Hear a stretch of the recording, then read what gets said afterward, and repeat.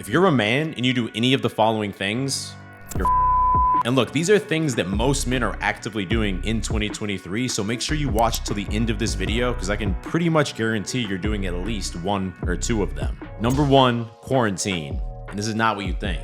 So a few years ago, many governments instituted lockdowns. And what happened? Well, a whole lot of different things that were, for the most part, not ideal, but specifically we know that suicide rates and depression rates both had an uptick. They increased. And look, the government imposing a lockdown on us is one thing, but a completely different thing that a lot of men do is we impose lockdowns and quarantines on ourselves. Like I remember back during my summer breaks from university or high school, I'd get home, I'd have like 3 months where basically I had no purpose. I was just waiting for classes to start again. And what would I do? I would lock my ass down in my parents' basement and I would alternate between doing all these different, hedonistic activities like jerking off multiple times a day sometimes, watching movies, hanging out with a couple friends who are also isolating themselves. We were basically just like drinking or getting high and playing NBA 2K. I was not going to any social environments. I was barely going outside except to maybe play a little pickup basketball here and there. And I honestly felt depressed. I felt like a weak little bitch who was just watching the hours pass by in my parents' basement. And that's why we must avoid isolation at all costs. And I'm saying this as an introvert who likes getting lost in my work or just hanging out and watching Netflix with a close friends. And I know there's a lot of other men out there who look at themselves as a bit of a lone wolf or a sigma male on your own path working in darkness. But the fact is that social contact is needed for optimal human performance. It just so happens that like 15 years ago, smartphones became a thing, and now for the first time, it's actually practical to be able to basically live on your own. And that's why I've had to make some rules for myself. First of all, to always say yes to social invites when I get them, unless there's like a very specific reason that I can't go. Not just because I feel like taking it easy tonight, bro. 2, based on the advice of Andrew Huberman, I started leaving my house, going outside for a walk every single morning, getting that natural sunlight in my eyes. It gets me outside, and we also know there's a very powerful hormonal response that happens that allows us to be more wakeful throughout the day, have more energy, and sleep better as well. The government restrictions have been lifted for the most part. Make sure you're not still living in your own quarantine. Number 2, a man should never sacrifice his mission for a woman. So if we rewind back to when I was 24 years old, I got my first girlfriend. I was kind of a late bloomer with women, and she was a very wholesome girl. I'm pretty sure I was her first body. She had a lot of good girlfriend qualities that a lot of men look for, and I really enjoyed that relationship. I was experiencing all these things for the first time with a girlfriend. It was super cool. But then about 6 months in, I started getting this urge that I wanted to move out of Boston, where I'd grown up, and I wanted to move to Southern California, to San Diego. And this is before California went to shit a few years ago. This is like 10, 15 years ago. So one day I sat her down, super excited, and I told her, I think I'll move to California. And her response was, wait, you're gonna move to California? Like, what about us? What about me? And thank fucking God that I did not simp in that moment and say, oh, no, don't worry about it. I'll do that later on when you can move too. I'll stay in Boston with you, babe. Don't worry. I made a lot of mistakes in my life, but that was one thing I did right. I said, I hadn't really thought about that, but this is something that I know I need to do. Anyway, ultimately, a few months later, she broke up with me because she felt a bit neglected, understandably so, and that completely shattered my heart. That first heartbreak is always very emotionally challenging, but I rebuilt, as we all do. Obviously, I'm a married man now, and look, there are times from time to time that I have to prioritize my wife or my relationship over my work or my mission on a particular day. But really, those are the exceptions, because I truly believe that as men, we are wired to want a deeper purpose, a deeper mission in life. We're wired to want to find an outlet for constant growth and pain and struggle. And for most of us, that tends to mean leveling up in our career, starting a business, or leveling up in a different skill that you're learning. And I think that's why it's so fucking crucial that the purpose and the mission have to come first, and then you need to find a woman that fits into that puzzle and complements that vision that you have. Too many guys do this shit the other way around, where they find a girl that they really like, and they're like, well, I'm sure I can just, manipulate my life and my career to make it work with her. And it might work at first, bro. It might make her happy. It might make you happy in that moment. But in the longer term, if you don't put your mission first, not only is she gonna lose attraction for you, but you're gonna lose all self-respect and all of your inner masculine drive. Now look, something else that men should avoid doing is not having a proper skincare routine, because if you don't take care of your skin, it starts to get oily or red, you get some acne on there, then you look in the mirror, you don't feel confident, other people perceive you as lower value, and that is why I decided to partner with Tiege Hanley to be the sponsor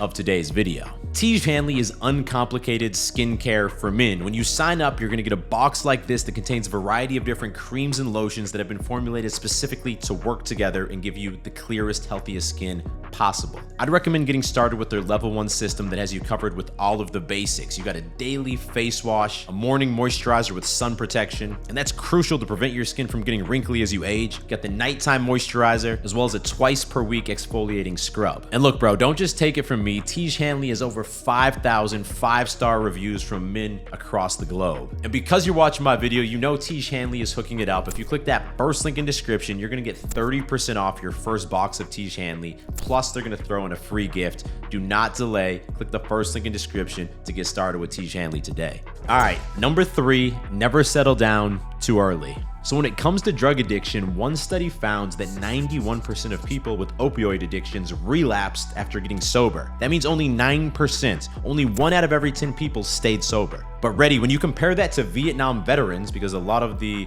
Vietnam soldiers, they got addicted to narcotics when they were there, another study showed that more than 60% of these addicts stopped all narcotic use after they left Vietnam and they did not resume it. Like, how does that make sense? 6 out of 10 veterans recovered, but normal drug addicts, only 1 out of 10 recover. Well, here's the thing. When they left Vietnam and came back home, all of a sudden they were no longer surrounded by all of the triggers, the people, the environments that they attached this bad habit to. But when it comes to normal drug addicts, and I actually used to live across the street from a methadone clinic in downtown Boston, what happens is the addicts come in and they're either forced to stay sober or they're given some other compound to wean them off of the one they're addicted to, but then they go back to their normal environment. And what happens there? They're surrounded by the same triggers, the same people, they develop the same coping mechanisms again, and they get addicted again. And that is why it is fucking obligatory as a man to move away from the town or the city that you grew up in. I grew up in Boston, and y'all saw when I moved to Austin, all of a sudden my YouTube channel skyrocketed up to 1 million subscribers. Finally, I was no longer surrounded by all the people and environments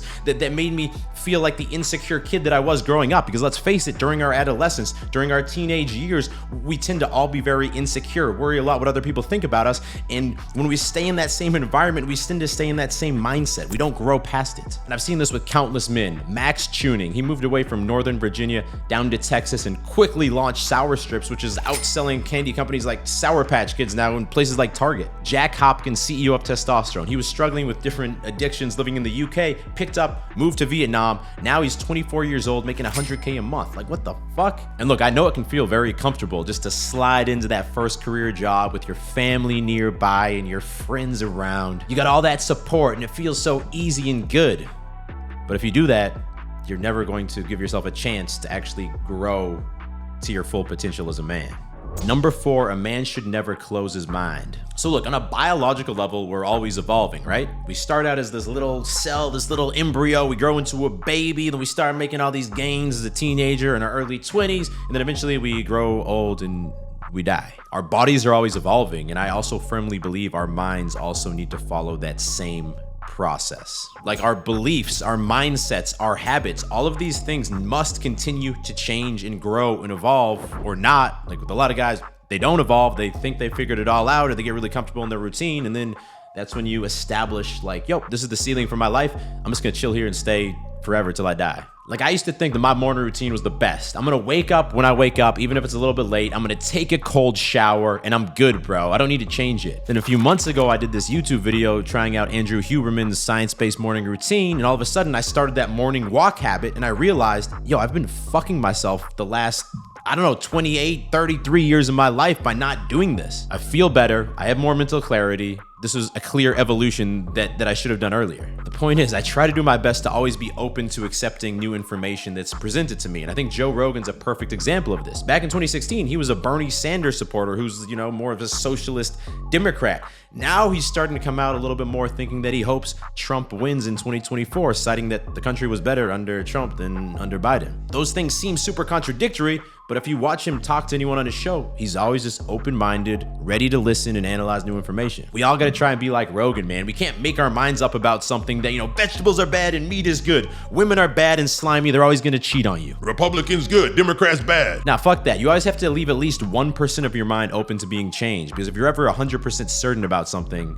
you just created a ceiling to your growth. Number 5, a man should never give up hope. Look, life is long, life is full of pain. All of us know that from our own experience. It's easy to want to give up and stop trying, because usually that means some level of comfort, right? You're admitting to yourself, hey, if I just kind of fall into this routine here, I'll survive, I'll be okay, and I won't have to put up with all the bullshit that comes when I want to try and change my life or achieve more. That's when all the problems come, right? Otherwise, you can just go steady sailing and you're good. And this might be controversial, but I do believe that women, to some extent, can kind of give up and, relax into a man's leadership, and they can continue to have a life that is still exciting and adventurous. But as a man, we don't really have that choice, right? Because the moment we give up hope and we give up trying to improve ourselves and make our life and make the world a better place, it turns into a very kind of dull, scary reality, even if we're comfortable. So right now, if you're in a tough spot where part of you feels it would be kind of nice to give up and to stop trying,